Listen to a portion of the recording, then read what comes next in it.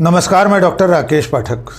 प्रधानमंत्री नरेंद्र मोदी 21 सितंबर से 3 दिनों के लिए अमेरिका की यात्रा पर जा रहे हैं, लेकिन इस यात्रा से ऐन पहले अमेरिका की एक अदालत ने भारत सरकार को तगड़ा झटका दे दिया है। अमेरिका की एक डिस्ट्रिक्ट कोर्ट ने राष्ट्रीय सुरक्षा सलाहकार अजित डोभाल, रॉ के भूतपूर्व चीफ सामंत गोयल और रॉ के ही एक एजेंट विक्रम यादव के खिलाफ समन जारी किया है। अदालत ने उनसे 21 दिन में जवाब मांगा है। इस मामले में सबसे गंभीर बात यह है कि अमेरिकी अदालत ने सिर्फ अजित डोभाल, सामंत गोयल और विक्रम यादव के खिलाफ ही समन जारी नहीं किया है, बल्कि उसने भारत सरकार को भी जवाब देने के लिए समन जारी किया है। ये देश के इतिहास में पहली बार होगा कि एक विदेशी अदालत हत्या की साजिश जैसे मामले में भारत सरकार से जवाब तलब कर रही है, उसे समन भेज रही है। और ये पूरा मामला एक आतंकवादी की हत्या की साजिश में शामिल होने को लेकर दायर हुआ है। पूरा मामला आपको बताते हैं। एक आतंकवादी है जो खालिस्तान की मांग को लेकर दुनिया भर में सक्रिय रहता है। उसका नाम है गुरपतवंत सिंह पन्नू।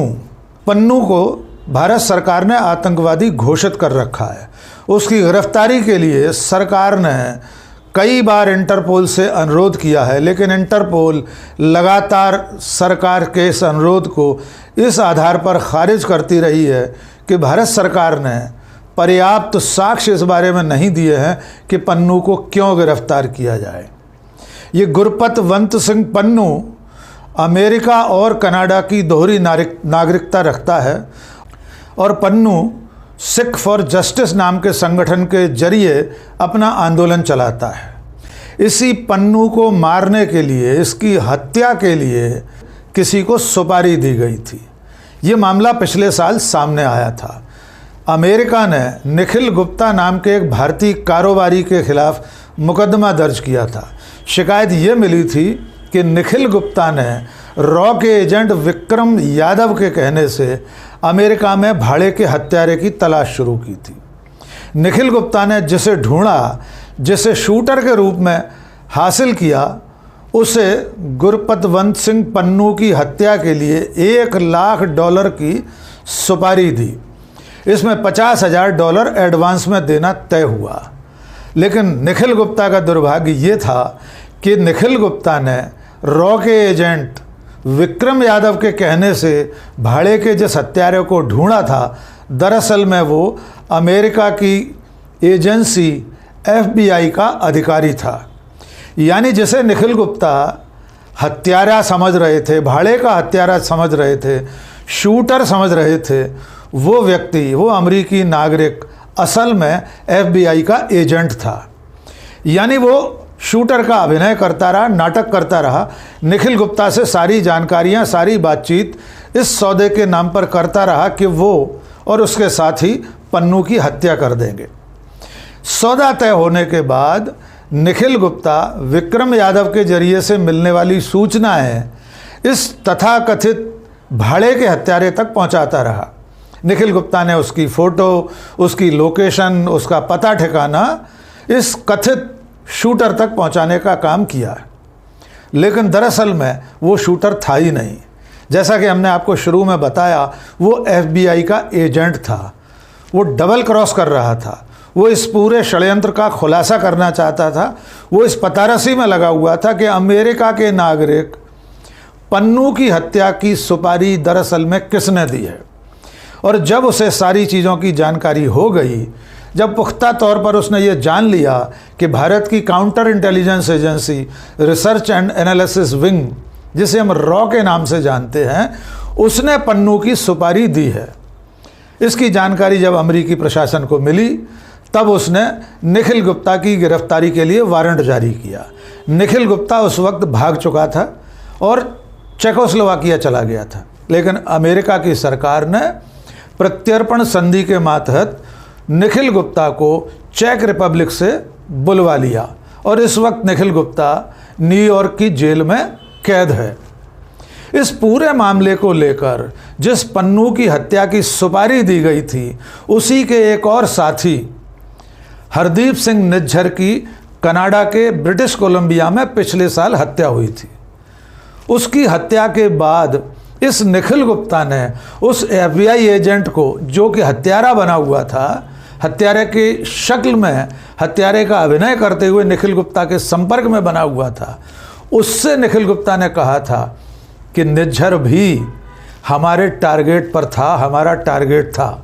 यानी निखिल गुप्ता ने एक तरह से ये दावा किया कि निज्जर की कनाडा के ब्रिटिश कोलंबिया में जो हत्या हुई है, वो हत्या भी भारत सरकार ने रॉ ने करवाई है। इसके बाद निखिल गुप्ता ने इस FBI एजेंट से, इस भाड़े के कथित हत्यारे से पन्नू की हत्या के काम में लगने के लिए, सक्रियता से इस काम को बढ़ाने के लिए कहा। लेकिन उसी बीच में पिछले साल जून 2023 में प्रधानमंत्री नरेंद्र मोदी अमेरिका गए हुए थे। तब निखिल गुप्ता ने इस भाड़े के हत्यारे से कहा कि फिलहाल इस घटना को रोक दिया जाए, यानी पन्नू की हत्या के काम को तब तक रोक दिया जाए जब तक नरेंद्र मोदी का अमेरिका में प्रवास है या भारत और अमेरिका के उच्च स्तरीय पदाधिकारियों की बैठकें चल रही हैं। निखिल गुप्ता का कहना यह था कि इस वक्त पन्नू की हत्या को अंजाम देना ठीक नहीं है। उसके बाद जब नरेंद्र मोदी की जून 2023 की अमेरिका यात्रा समाप्त हो गई, उधर ब्रिटिश कोलंबिया में निज्जर की हत्या हो गई, तब निखिल गुप्ता ने उससे कहा, उस कथित भाड़े के हत्यारे से, कि अब इस काम को जल्दी अंजाम दिया जाए। यहाँ तक कि आरोप ये है, निखिल गुप्ता ने भाड़े के हत्यारे से ये कहा था कि अगर पन्नू के साथ और लोग भी हों, यानी अगर पन्नू वारदात के वक्त अकेला न हो तो सबको मार दिया जाए। लेकिन निखिल गुप्ता की गिरफ्तारी और इस FBI एजेंट की सारी पड़ताल के बाद अमेरिका में इसको लेकर गंभीर आपत्ति दर्ज कराई गई, क्योंकि अमेरिकी सरकार पन्नू को आतंकवादी नहीं मानती है, वो अमेरिका का नागरिक है। इसलिए अपने नागरिक की हत्या की साजिश को लेकर अमेरिका की सरकार ने निखिल गुप्ता को गिरफ्तार किया। और उसके बाद पिछले साल नवंबर में, यानी नवंबर 2023 में गुरपतवंत सिंह पन्नू ने न्यूयॉर्क के दक्षिण जिले की जिला अदालत में, यानी डिस्ट्रिक्ट कोर्ट में एक मुकदमा दर्ज कराया। और उस मुकदमे में उसने अपनी हत्या की साजिश को लेकर जिन लोगों को नामजद किया, उनमें सबसे पहला नाम है राष्ट्रीय सुरक्षा सलाहकार अजित डोभाल, रॉ के उस वक्त चीफ रहे सामंत गोयल, रॉ के ही एजेंट विक्रम यादव और निखिल गुप्ता। इस अभियोग पत्र में, इस रपट में, इस शिकायत में पन्नू ने प्रधानमंत्री नरेंद्र मोदी के नाम का भी उल्लेख किया है। पन्नू ने यह कहा है अपनी शिकायत में, जो डिस्ट्रिक्ट कोर्ट में उसने फरियाद की है, कि मैं इस बात को जानता हूं कि मेरी हत्या की साजिश में भारत के प्रधानमंत्री नरेंद्र मोदी भी शामिल हैं, लेकिन उनका नाम इसलिए शामिल नहीं कर रहा हूं क्योंकि उन्हें इम्यूनिटी हासिल है। हेड ऑफ द नेशन होने के नाते, एक राष्ट्र प्रमुख होने के नाते, भारत का प्रधानमंत्री होने के नाते उन्हें एक सुरक्षा प्राप्त है, इसलिए उनका नाम इसमें नहीं लिखवा पा रहा हूं।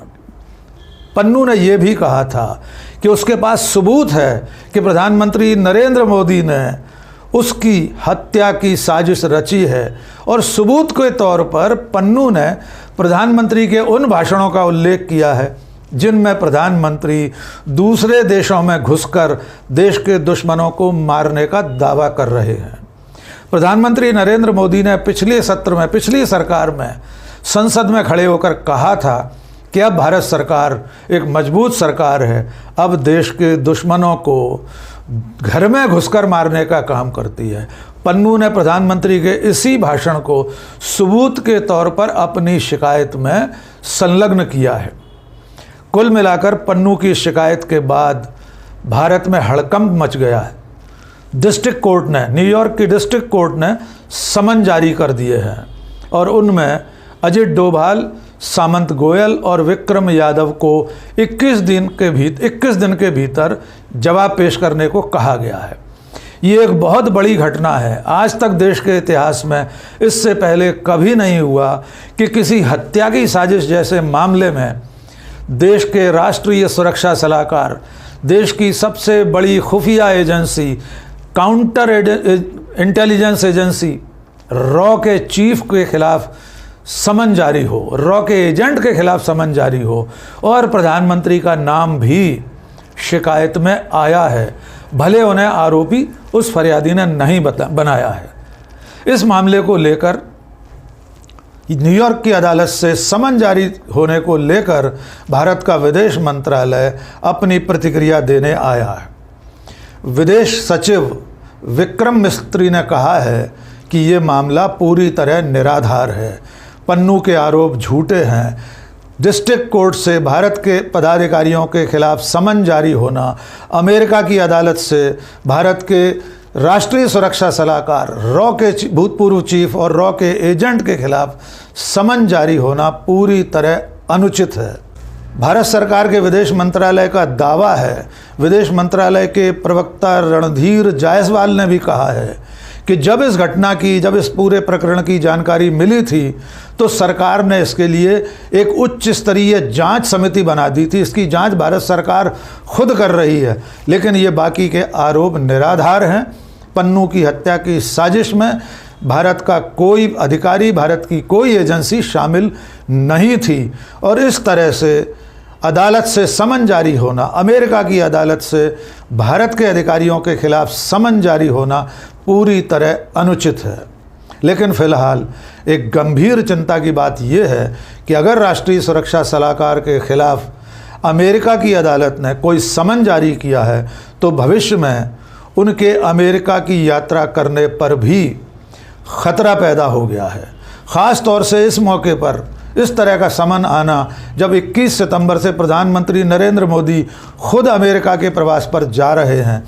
वे 3 दिन वहाँ रहने वाले हैं और अगर इस दौरान कोई प्रेस कॉन्फ्रेंस हुई, कोई पत्रकार वार्ता हुई तो प्रधानमंत्री नरेंद्र मोदी से इस बारे में दुनिया की प्रेस का कोई प्रतिनिधि ये सवाल कर सकता है कि क्या आपकी सरकार, आपके राष्ट्रीय सुरक्षा सलाहकार, आपकी खुफिया एजेंसी एक अमेरिकी नागरिक की हत्या की साजिश में शामिल थे? तो इसका जवाब प्रधानमंत्री को अमेरिका की धरती पर भी देना पड़ सकता है।